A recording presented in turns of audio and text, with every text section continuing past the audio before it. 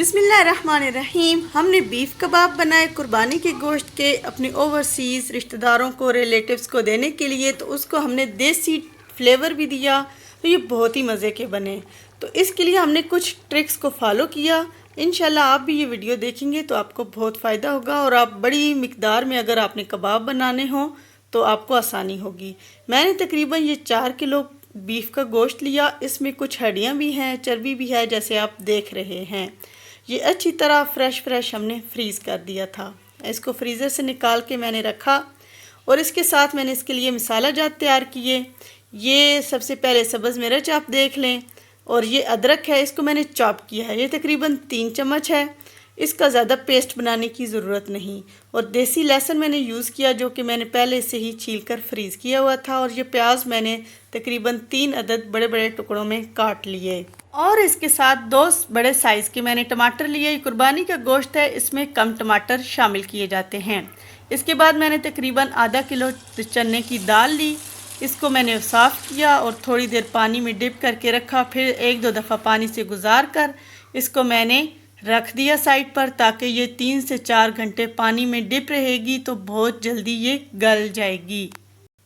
और इसके साथ ही इतनी ही मिकदार में मैंने आलू लिए, इनको धो लिया और इनको भी तैयार कर लिया जी। तो अब जाते हैं दूसरे मसाला जात की तरफ। आप गौर से देखिएगा, ये मैंने दालचीनी ली। यहाँ पहले हम साबुत गरम मसाले लेंगे। 4 अदद लौंग लिए, और 2 मोटी इलायची ली, 2 चम्मच काली मिर्च ली, ये 2 चम्मच ज़ीरा लिया, ये आधी चम्मच सौंफ ली, और इसके साथ 2 मैंने सब्ज़ इलायची ले ली। और इसके बाद मैंने 2 चम्मच बड़े चम्मच जो होते हैं वो मैंने खुश्क धनिया लिया। ये साबुत धनिया है। ये गरम मसाले मैंने लिए। आप इसमें अपनी मर्ज़ी से इजाफ़ा भी कर सकते हैं कुछ और गरम मसालों का। और याद रखिएगा, पहले हमने जब गरम मसाले शामिल करने हैं तो वो खड़े हों।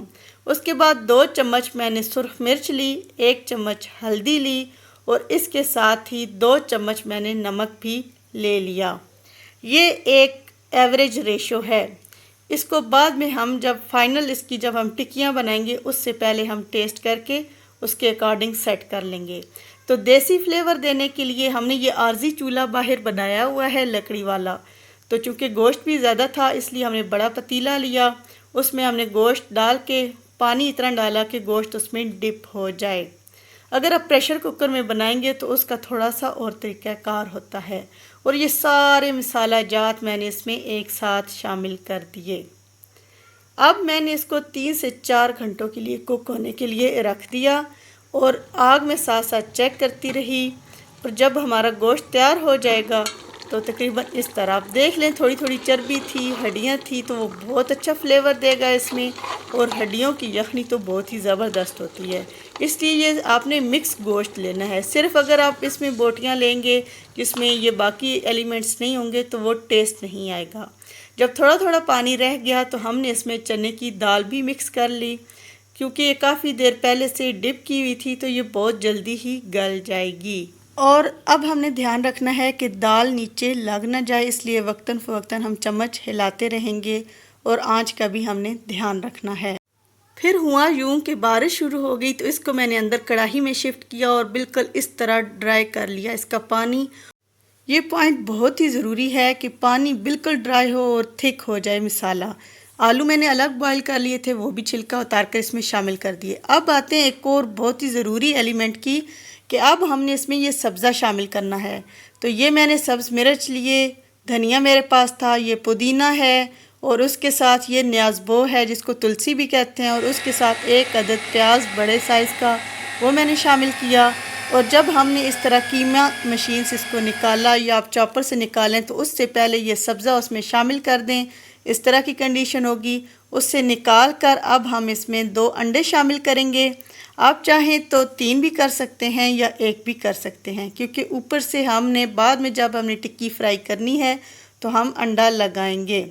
अब हमने इसको अच्छी तरह गूंदना है। गूंदने के बाद अब उसका टेस्ट हम अपने ज़ौक़ के हिसाब से चेक कर लेंगे।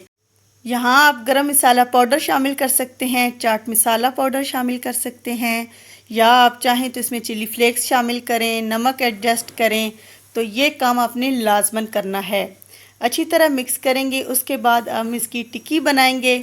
तो टिक्की मेरे पास तकरीबन 4 किलो के करीब गोश्त से 100 से ज़ायद बनी थी। और ये चूँकि मैंने ओवरसीज़ के लिए गिफ्ट भेजना था तो मैंने साथ ही इनको फ्राई करना भी शुरू कर दिया। तो ये आप देख सकते हैं बहुत ही आसानी से मैंने टिक्कियाँ तैयार कर ली थी। और चूँकि ये ज़्यादा मिकदार में मैंने कबाब बनाने थे, बीफ कबाब, तो उसमें मेरी फैमिली ने मेरा साथ दिया और हमने मिलजुल कर इसको बहुत आसानी से कर लिया। तो आप भी ज़रूर बीफ कबाब बनाएं, अपने दूर रहने वाले रिश्तेदारों को, फैमिली मेम्बर्स को कुर्बानी के गोश्त के ये तोहफ़े ज़रूर भेजें। और उसके लिए फिर आपको ये है कि फूडी शाइन की इन टिप्स को ज़रूर फॉलो करें कि गोश्त में जब आपने लेना है तो उसमें थोड़ी सी चर्बी भी शामिल रखें और उसमें हड्डियाँ भी हों। और उसको जब आपने मिसाले को ड्राई करना है तो बिल्कुल लास्ट स्टेज तक आपने उसको ड्राई करना है, फिर बहुत आसानी से टिक्कियाँ बनेंगी। और हमने इसमें जब टिक्कियाँ बनानी हैं तो उसको अपने ज़ौक़ के मुताबिक पहले से एडजस्ट कर लेना है उसके स्पाइसेस को। और इसमें हमने सब्ज़ धनिया, मिर्च और पुदीना वगैरह ज़रूर शामिल करना है। फिर ये बहुत ही बेहतरीन कबाब बनेंगे और आपकी फैमिली मेम्बर्स आपकी बहुत तारीफ़ करेंगे।